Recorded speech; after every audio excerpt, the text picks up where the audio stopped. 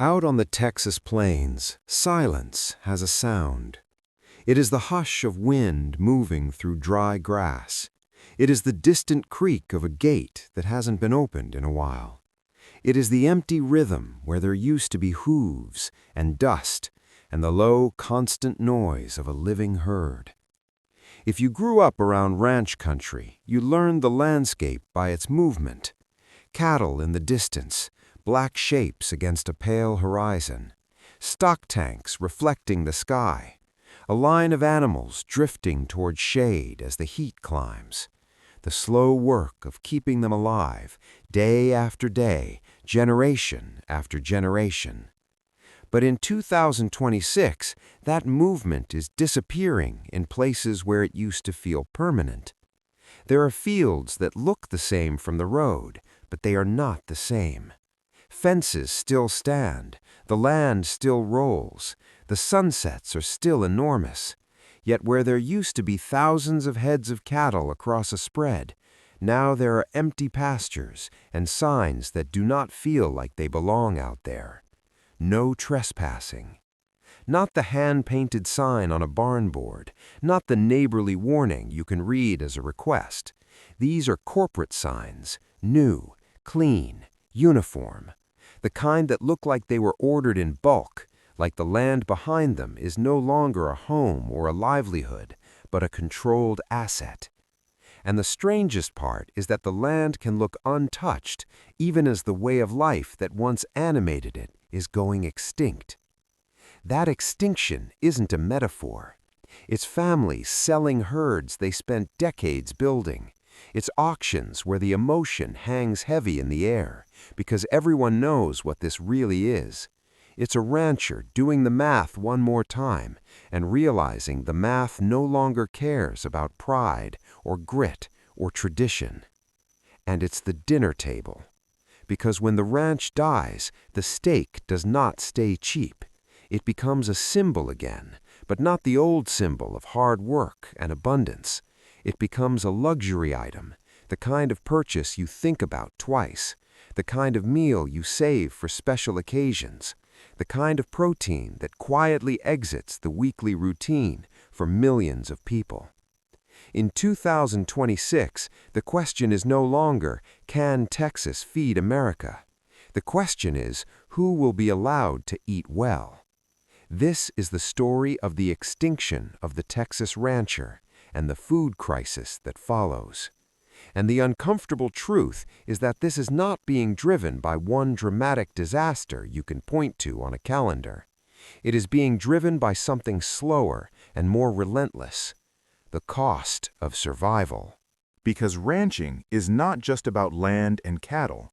It is an industrial process disguised as tradition. And every part of that process depends on inputs that have become brutally expensive. To keep a herd alive, you need fuel, you need feed, you need equipment, you need tires, parts, repairs, and the ability to move across long distances without stopping. You need veterinary care, you need fencing supplies, you need water infrastructure, you need labor, even if that labor is your own body, your own family, your own sleep. And you need time. Time is the one input you can't borrow from a bank. In a good year, ranching rewards patience. The margins may not be huge, but the system can hold together. You sell calves, you manage pasture, you balance risk, you plan for drought, you plan for storms, you make it through. In a bad year, ranching turns into triage. You cut costs where you can, you delay repairs, you hope prices improve, you hope rain comes, you hope the next season is kinder. But in 2026, for many small operators, it's not just a bad year. It's a new era where the inputs feel like they have multiplied, while the selling price behaves like it has a ceiling. Listen to how ranchers talk when they're not trying to sound tough. They'll tell you it's not one bill, it's the stack. It's the feeling that every time they turn around, there's a new cost. Diesel doesn't just fuel a truck. It fuels the entire routine: checking fences, hauling feed, moving cattle, pulling trailers, running equipment, driving into town for supplies. When fuel prices rise, it bleeds into every mile of ranch life. It turns distance into a tax. Fertilizer and seed matter if you're trying to grow hay or manage pasture. Feed costs matter even more when drought hits, when grass can't carry the herd, when the land stops being generous. You can do everything right and still end up buying feed just to keep your animals alive until the weather changes. And then there are the costs that are less visible until they hit you in the face. Repairs on equipment, replacement parts that used to be affordable, now shockingly expensive. Tires that cost more than people remember. The kind of maintenance you can postpone exactly once before it becomes a breakdown at the worst possible time. A rancher can tell you in plain language what this feels like. It feels like the inputs have doubled, then doubled again. In some places, it feels like they have tripled. And whether every single line item has literally tripled is almost beside the point, because the lived reality is that the margin has been crushed. The break-even point has moved so far away that the business becomes an act of self-harm.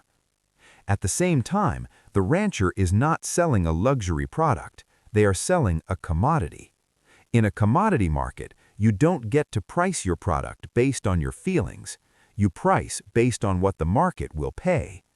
And the market is influenced by processors, distributors, retailers, and global dynamics that do not care about the individual family trying to keep a ranch alive. So the rancher's world becomes a squeeze. Costs go up, risk goes up, and the ability to pass those costs along is limited. Now, some people will say, that's business. Adapt, scale up, get more efficient. But that advice assumes the rancher is operating in a fair arena where efficiency is enough. In reality, the rancher is operating in a world where efficiency is necessary but not sufficient, because the problem is not only the cost of production, the problem is the cost of existing on the land. And that brings us to the second trap, the one that destroys the myth that if you just pay off your debts, you are free. Property tax. Urban homeowners learn this lesson when the mortgage is fixed, but the monthly payment still rises. Rural landowners learn it when the land itself becomes a liability, even when the bank doesn't own it. The rural tax trap is a quiet killer because it doesn't show up as a single catastrophic event. It shows up as an annual bill that grows and grows, and a system that treats land as a source of revenue, not as the foundation of a food supply. On paper, there are protections, there are agricultural evaluations, there are exemptions, there are classifications meant to recognize that land used for agriculture does not function like land used for suburban development. But the pressure on rural land has been increasing. When nearby development expands, when land becomes more valuable as potential housing, when investors start seeing acreage as a financial asset, the appraisal pressures grow.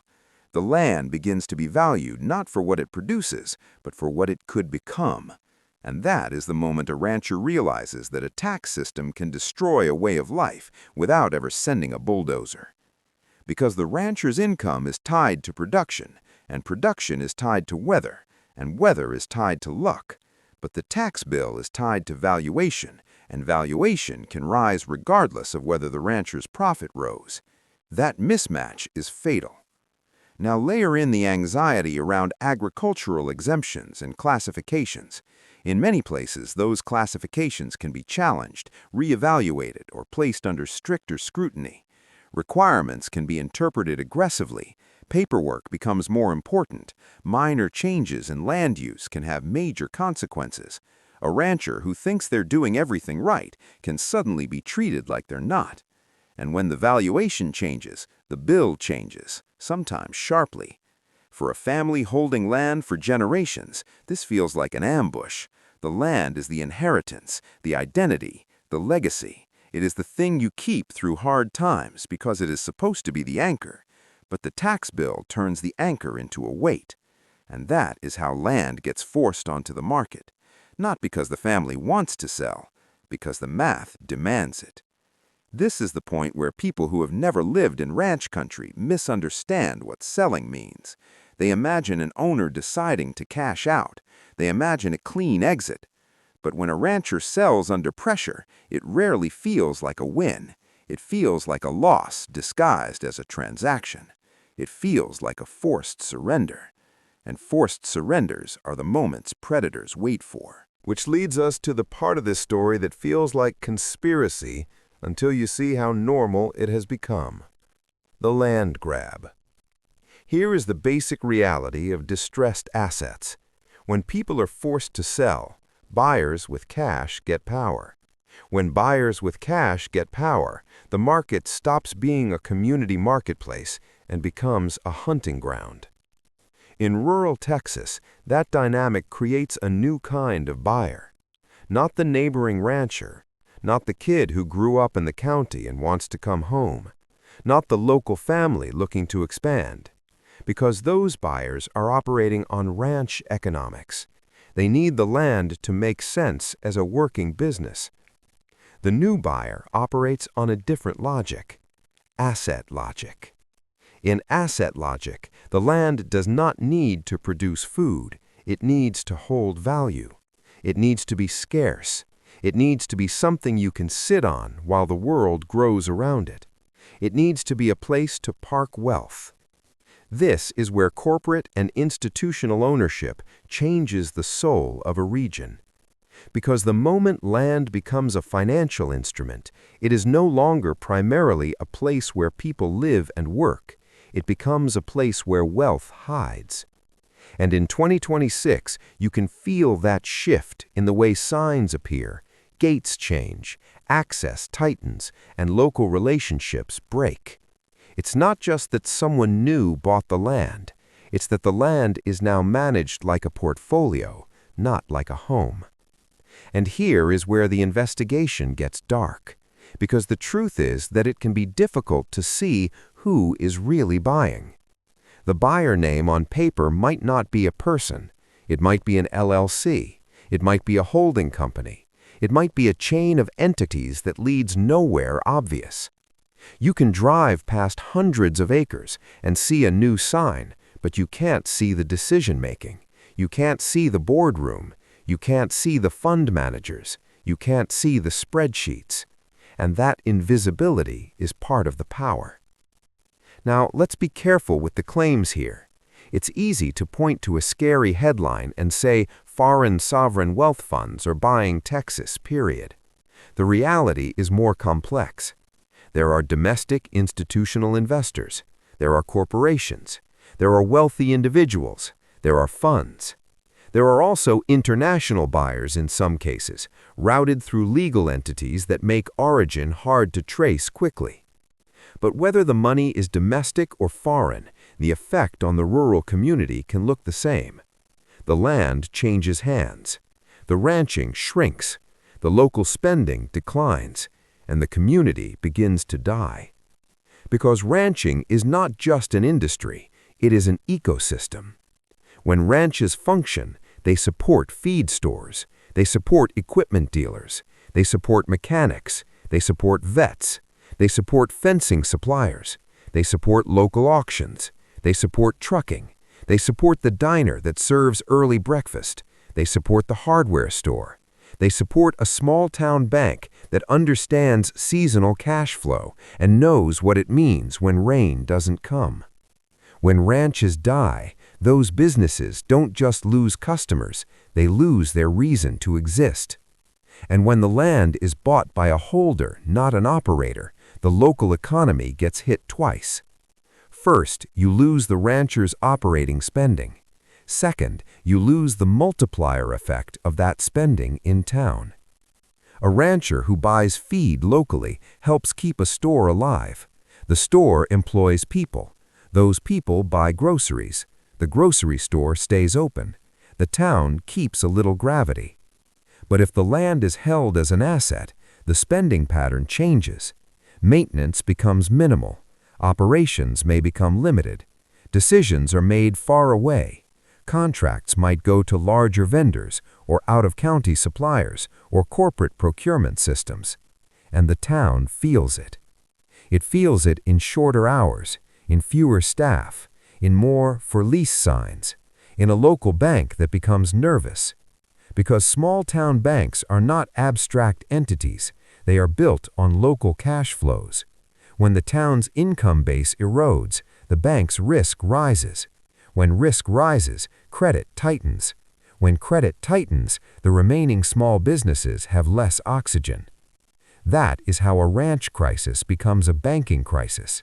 And that is how a banking crisis becomes a town crisis. This is the suicide of the rural town, and it doesn't happen with one explosion. It happens with a slow disappearance. The feed store closes because volume dropped. The auction barn runs fewer sales. The equipment dealer reduces inventory. The school district struggles as families move away. The clinic can't staff. The diner closes on Mondays, then Tuesdays, then permanently. And then one day you drive through a town that used to feel alive, and it feels like a film set after everyone went home. A ghost town with a flag still flying. A place where the buildings remain, but the purpose has drained out. And the people who stay behind live with a kind of grief that doesn't get recognized, because when society talks about economic pain, it often talks about cities, it talks about factories, it talks about headlines. It rarely talks about the cultural death of a rural identity. But for Texas, the rancher is not just a job description, it is mythology. It is the cowboy image. It is the cultural backbone that Texas sells to the world and sells to itself. So when the rancher disappears, it is not just an economic change. It is cultural genocide, not in the sensational sense, but in the literal sense of a culture being erased by forces it cannot fight with tradition alone. The skill set that once mattered becomes less relevant. The knowledge of land and weather becomes less valuable than the ability to manage capital. The social structure that held communities together becomes fragile under financial pressure. And here is the part that makes people angry. This is not inevitability in the way a storm is inevitable. This is political economy. It is how taxation, land valuation, financialization, and corporate concentration interact. It is how a modern economy can quietly decide that a way of life is no longer efficient enough to deserve to continue. Now, if this were only about culture, it would still matter. But the reason this becomes a national issue in 2026 is because it connects to something every person understands: food. When ranching consolidates, the supply chain becomes more fragile. When local operators disappear, redundancy disappears. When ownership concentrates, control concentrates. When control concentrates, prices and access become more unequal. The steak becomes expensive, not only because of general inflation, but because the system behind the steak becomes less competitive and more brittle. And then there's the consumer side. In a time when households are already paying more for everything, meat becomes a pressure point. People change diets not out of choice, but out of necessity. They substitute cheaper proteins, they buy less, they stretch meals. This is what a food crisis looks like in a rich society. Not starvation everywhere all at once, but a quiet decline in nutrition quality for the majority and a continuation of abundance for the wealthy. The dinner table becomes another inequality map. Now we reach the final turn of the knife, the part of the story that feels like science fiction until you realize it is being built right now: the future of food. As traditional ranching becomes harder for small operators to sustain, the vacuum is filled by something else, not necessarily by a new generation of independent ranchers, not necessarily by a revival, by industrial substitutes, factory-scale protein production, highly controlled, capital-intensive operations that don't require open land the way ranching does, that can be placed near infrastructure, that can be optimized for consistent output, that can be financed like tech. Lab-grown meat, alternative proteins, processing facilities that treat food like manufacturing. Now, to be clear, there are arguments in favor of these technologies. Some people see them as ethical progress. Some see them as climate solutions. Some see them as a way to stabilize supply. But this documentary is not about whether the technology can work in a lab.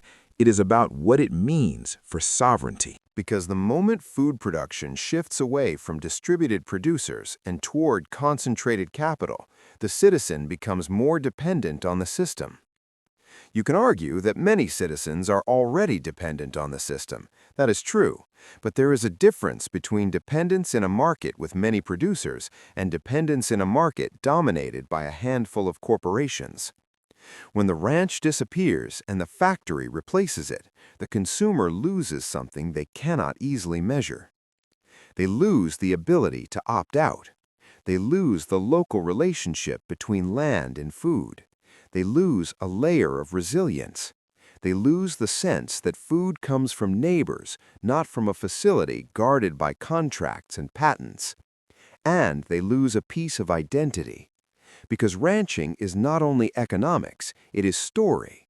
It is the belief that land and work and patience can create food, and that food can create community. In that belief, there is dignity. In a factory substitute, there may be efficiency, there may be scale, there may be lower costs for some products at some times, but dignity is not guaranteed, and resilience is not guaranteed, and sovereignty is not guaranteed. Now step back and look at the full picture. The extinction of the Texas rancher is not one event, it is a chain. Input costs rise and squeeze margins. Taxes pressure landowners regardless of income. Distressed sales increase. Asset buyers move in. Land becomes a financial instrument. Local operations shrink. Town economies collapse. Banks tighten. Communities hollow out. Food prices rise, and the replacement system becomes more concentrated, more corporate, more distant. That is how you lose a culture and create a crisis at the same time. The people who defend this system will tell you this is progress. They will tell you the old ways are romantic but inefficient. They will tell you consolidation is inevitable. They will tell you the market is simply optimizing. But optimization for profit is not the same thing as optimization for a society. A society needs redundancy. It needs local competence. It needs communities that can sustain themselves. It needs people who know how to produce food without depending on a handful of centralized systems. And if you remove that, you may not feel the danger immediately, because grocery stores will still be stocked, at least for a while.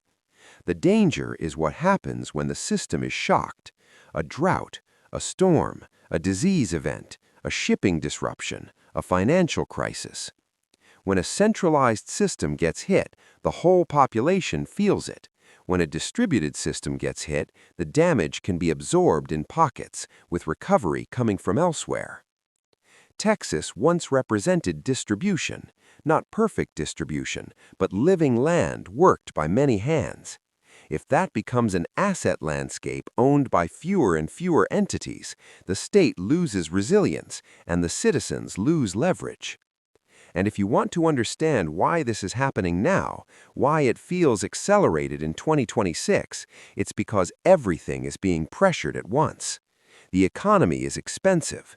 The weather feels more extreme. Insurance and maintenance costs add stress. Taxes keep coming. Debt has no mercy. And across the country, the competition for land is increasing as population grows and as investors seek real assets in uncertain times. Texas has been adding roughly 1,500 people a day in recent years, which intensifies the pressure on housing, water, and land use, including rural land at the edge of expansion. So the rancher is being squeezed from both directions, from the inside by costs of production, from the outside by the rising financial value of the land itself. That is the perfect storm for extinction. And now let's speak plainly about what extinction looks like in human terms. It looks like a father and son standing by an empty pasture, not talking, because if they start talking, the emotion will come. It looks like a family deciding which equipment to sell first because they can't sell everything at once and still function. It looks like a rancher keeping a brave face in town, then sitting alone at night staring at numbers that don't work. It looks like marriages strained by financial pressure. It looks like kids leaving because there is no future in coming back. It looks like funerals where the community is smaller than it used to be because so many people already moved away. And yes, it can look like despair. Rural mental health is not a footnote here. When a way of life collapses, it takes people with it. Because this is not just income, this is identity, this is pride, this is family legacy. When that collapses, the pain is not polite. It is heavy, it is quiet, it can be lethal. So when we say extinction, we are not talking about a business model changing. We are talking about people being pushed out of existence as ranchers, and sometimes pushed to the edge as human beings. This is why the subject demands anger, because there is something deeply wrong in a society that can celebrate a cowboy image while financially erasing the people who actually live it. There is something wrong in a society that can treat land as a security while treating food as just another commodity to price upward. There is something wrong when the people who feed you cannot afford to keep feeding you. And there is something dangerous when the solution presented is not to stabilize and protect distributed food production, but to replace it with concentrated industrial systems and call it innovation. So what happens next? If this trajectory continues, Texas becomes a land of symbols rather than ranchers. The cowboy becomes a costume. The ranch becomes a weekend property. The cattle become a brand image rather than a living system held together by thousands of working families. Meanwhile, food becomes more stratified. The wealthy will still eat what they want. The middle will ration and adapt.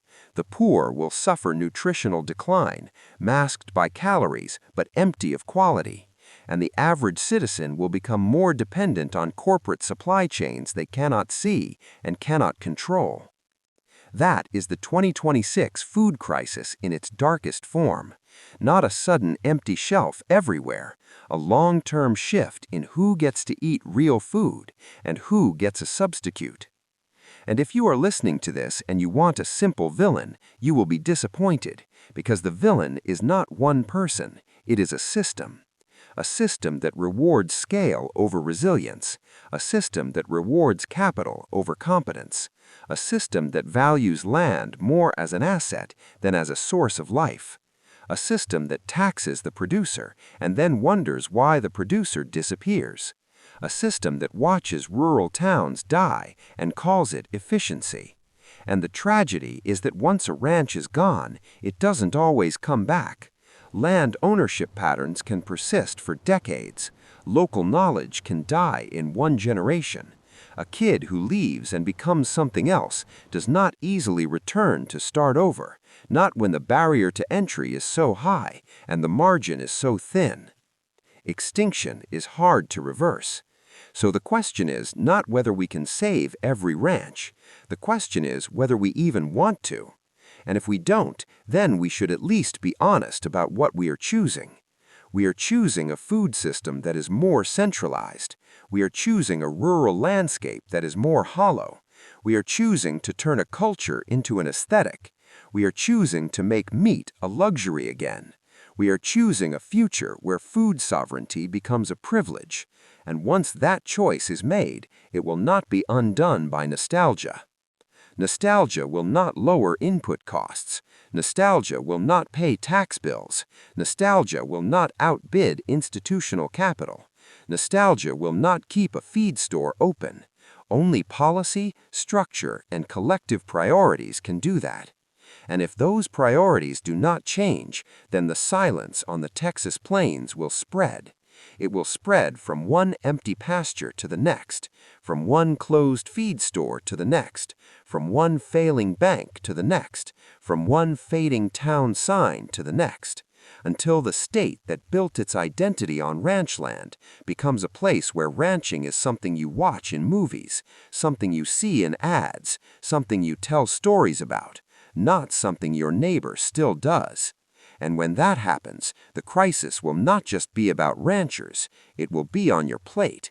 It will be in your grocery receipt. It will be in the quality of your meals. It will be in the quiet realization that you do not control what you eat anymore. And the people who once gave you that control have been pushed out, bought out, taxed out, and priced out. Out on the Texas plains, silence has a sound. In 2026, that sound is the absence of a way of life. And if we keep pretending this is just the market doing what markets do, we will wake up to the final consequence. Not just the extinction of the Texas rancher, the extinction of the idea that ordinary people deserve ordinary access to real food.